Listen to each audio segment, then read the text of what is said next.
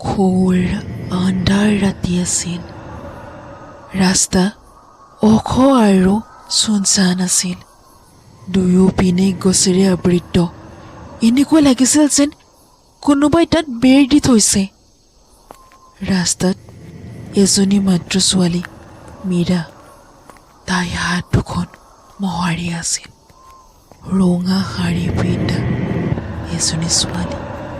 ভৰি দুখন যেন কঁপি আছিল আৰু মুখখন দেখিবলৈ বহুত ভাগৰুৱা যেন লাগিছিল। হে ভগৱান, কাৰোবাক সহায়ৰ বাবে পঠিয়াই দিয়া, নহ'লে মই জীয়াই নাথাকিম। মীৰা এইবিলাক ভাবি আগবাঢ়ি গৈ থকাৰ সময়ত এখন গাড়ী আহি মীৰাৰ কাষত ৰৈ দিলে। শুনকচোন, আপুনি অকলে এই জংঘলখনত অকলে কি কৰিছে? আৰু আপুনিতো সম্পূৰ্ণৰূপে তিতি গৈছে। মীৰা সন্মুখত ল'ৰাজনক দেখিবলৈ পাই মীৰাৰ সাহস বাঢ়িল আৰু সেই ল'ৰাজন মীৰাক দেখিবলৈ পাই অকণমান সময়লৈকে মীৰাক চাই থাকিল। আৰে আপুনি একো কোৱা নাই কিয়? ক'ত যাব আপুনি? মই আপোনাক থৈ আহিমগৈ। সাধাৰণতে মই সহায় বিচাৰি ইয়ালৈ আহিছিলোঁ। কেইটামান ল'ৰা মোৰ পিছত পৰিছিল। যেনে তেনে তাৰ পৰা পলাই আহিছোঁ। আচ্ছা, ঠিক আছে। আপুনি ভয় কৰাৰ কোনো প্ৰয়োজন নাই। আপুনিতো সম্পূৰ্ণৰূপে ভিজি গৈছে। আপুনি মোৰ গাড়ীত বহক, মই আপোনাক থৈ আহিমগৈ। মীৰা গৈ গাড়ীৰ ভিতৰত বহিল। যেতিয়া মীৰা গৈ গাড়ীৰ ভিতৰত বহি সেই ল'ৰাজন একেই ৰাখি মীৰালৈ চাবলৈ ধৰিলে। মীৰা দেখিবলৈ বহুত ধুনীয়া আছিল। তাতে আকৌ তিতাৰ ৰঙা শাৰীখনত মীৰাক দেখিবলৈ আৰু বেছি ধুনীয়া লাগিছিল। আৰে, আপুনি গাড়ী ষ্টাৰ্ট কিয় কৰা নাই? নহয় মানে বাছ হ'বই আৰু। ল'ৰাজনৰ লক্ষ্য মীৰাৰ ওপৰতে আছিল। বাৰে বাৰে ল'ৰাজনে মীৰালৈ চাই আছিল। এনেতে হঠাৎ এটি ভয়ানক আত্মা গাড়ীখনৰ সন্মুখত আহি পৰিল। মীৰা চিঞৰিলে, কি আপুনি দেখিছে? সেইটো কি আছিল? ক'ত? কি? মইতো আকৌ দেখিবলৈ পোৱা নাই। আই থিংক তুমি বহুত ভাগৰুৱা হৈ পৰিছা, সেইবাবেহে তুমি কিবা দেখিছা। পিছে তোমাৰ নাম কি? মীৰা। মীৰা, বহুত ধুনীয়া নাম। ভয় নকৰিবা আৰু অলপ সময়।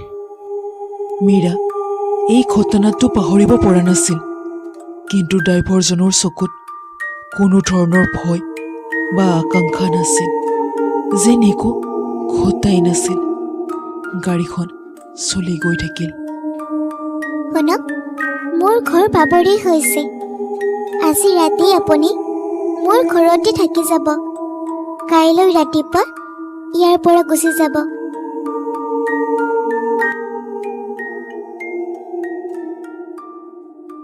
খন্তেক সময় পিছত মীৰাৰ ঘৰ গৈ পালে আৰু ৰোহিত গাড়ীখন ৰখাই দিলে। মীৰা গাড়ীৰ পৰা নমি গ'ল আৰু ৰোহিতেও গাড়ীৰ পৰা নামিব বিচাৰিছিল। তেনেতে ৰোহিতৰ চকু গাড়ীৰ আইনাখনত পৰিল আৰু দেখিলে যে গাড়ীৰ পিছৰ চিটত সেই জ্বলা তিৰোতাজনীয়ে বহি আছে। তিৰোতাগৰাকীৰ চকু একেবাৰে ক'লা আৰু ৰোহিতৰ পিনে চাই আছিল। ৰোহিত ভয়তে একেবাৰে ঘামি গৈছিল। ৰোহিত অৱশেষত চিঞৰি পৰিল, কি হৈছে আপোনাৰ? আপুনি এনেদৰে চিঞৰিছে যে?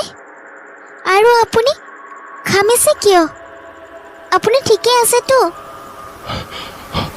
মই ঠিকে আছোঁ আচলতে গাড়ীখনৰ দৰ্জাখন জাম হৈ গৈছে ব'লা আমি তোমাৰ ঘৰলৈ যাওঁ মোৰ বহুত গৰমো লাগিছে ইয়াৰ পিছত দুয়ো মীৰাৰ ঘৰৰ ভিতৰলৈ গ'ল গাঁৱৰ মাজত মীৰাৰ এটি সৰু কেঁচা ঘৰ বেৰাসমূহ মাটিৰে লিপা আৰু ঘৰৰ ভিতৰত এটি মাত্ৰ লাইট জ্বলিছে আপুনি বহক মই আপোনাৰ বাবে পানী লৈ আহোঁ তো তুমি এইটো ঘৰত অকলে থকা তোমাৰ মা দেউতা ঘৰ আৰু পৰিয়ালৰ ভিতৰত ময়ে জীয়াই আছোঁ মা দেউতা কেতিয়াবাই ঢুকাল খেতিপথাৰত কাম কৰি যি 2 টকা পাওঁ ইয়াৰ দ্বাৰাই জীয়াই আছোঁ আজি তাৰ পৰাই উভতি অহাৰ সময়ত সেই ল'ৰাকেইটা মোৰ পিছত পৰিছিল ৰোহিত মীৰাৰ কথা শুনিবলৈ পাই থমকি ৰৈ গ'ল ৰোহিতে বুজি পোৱা নাছিল তাৰ উত্তৰ কি দিব তেনেতে মীৰাই ৰোহিতলৈ চাহ লৈ আহে পিছে আপোনাৰ ঘৰত কোন আছে আপোনাক দেখিলেতো লাগে আপুনি বিবাহিত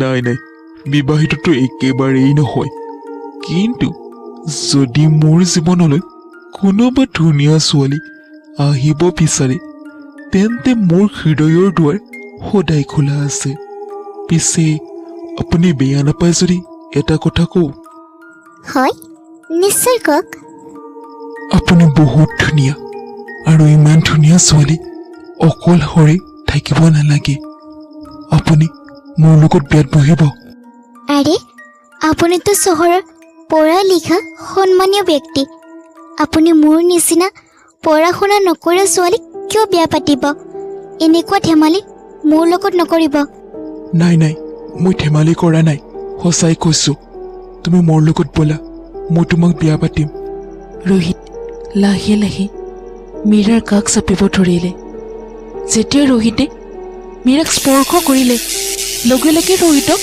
কাৰেণ্ট লাগিল এইবিলাক কি হ'ব ধৰিছে মোৰ লগত ৰোহিত যেতিয়া ভয় ভয় মীৰাৰ ফালে চালে মীৰা ধূলি হৈ নিমিষতে নোহোৱা হ'ল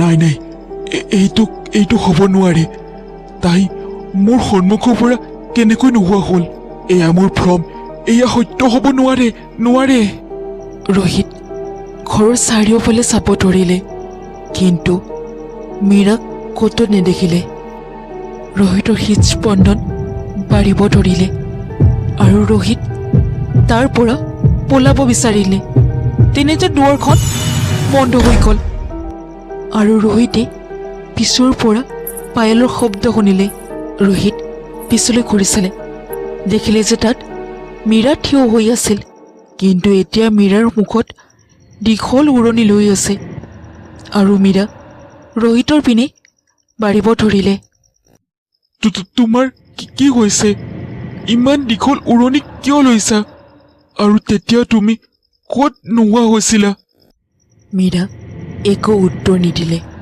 আৰু ৰোহিতৰ সন্মুখত আহি থিয় হৈ গ'ল তেতিয়া মীৰাৰ উৰণি উৰি গ'ল ৰোহিত যেতিয়া তাইৰ মুখখন দেখিব পালে ৰোহিত থমকি ৰ'ল দেখিবলৈ বহুত ভয়ানক আছিল জাগাৰ পৰা মাংস ওলাই গৈছে তেজ ওলাই আছে অকণমান আগলৈকে যিখন মুখ দেখিবলৈ বহুত ধুনীয়া আছিল এতিয়া বহুত ভয়ানক ৰোহিতলৈ চাই হাঁহিব ধৰিলে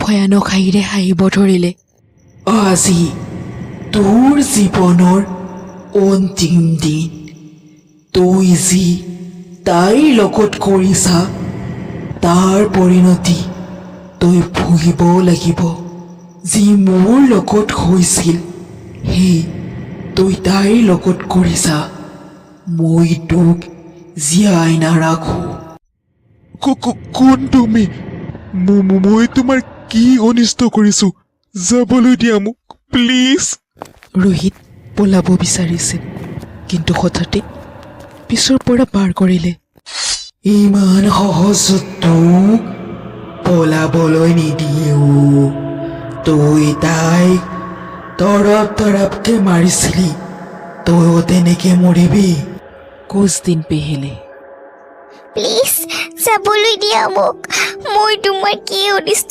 কৰিছোঁ মোৰ লগত এনেকুৱা নকৰিবা প্লিজ যাবলৈ দিয়া মোক দুখ পাইছোঁ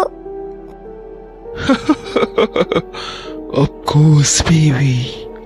যাবলৈ তোক দিম মেট্ৰ' এবাৰ মোক মোৰ কাম হ'বলৈ দি ইয়াৰ পিছত তেজলৈকে যা তলৈকে যাবি ৰোহিত সেই ছোৱালীজনীক বলৎকাৰ কৰি মাৰি পেলালে আৰু তাইক জংঘলৰ মাজত পুতি থলে কিন্তু বহু বছৰ আগত এজনী ছোৱালীক এনেদৰে কোনোবাই মাৰি জংঘলৰ মাজত পুতি থৈ দিছিল তাইৰ আত্মা এতিয়াও এই জংঘলত আছে আৰু যদি কোনোবা মহিলাৰ লগত অন্যায় হয় তেতিয়া তাই সেই মহিলাগৰাকীক ন্যায় দিয়ে আজিও ৰোহিতক মাৰি ৰিয়াক ন্যায় দিলে